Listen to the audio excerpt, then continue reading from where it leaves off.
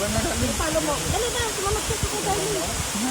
Ganun lang yun. Ipalo ko daw ba? Mamaya magkagulo eh. Alam mo ako bumabot. Wag muna, hindi niya pa sinasabi. Tingnan mo muna yung ginagawa niya.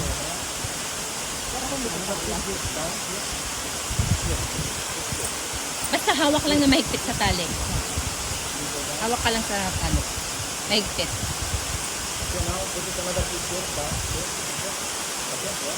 Kasi mabigas kanina yung ano.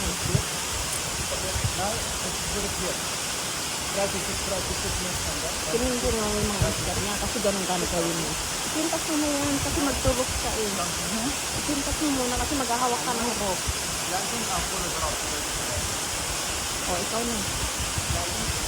Ito na na? Ikaw mo na.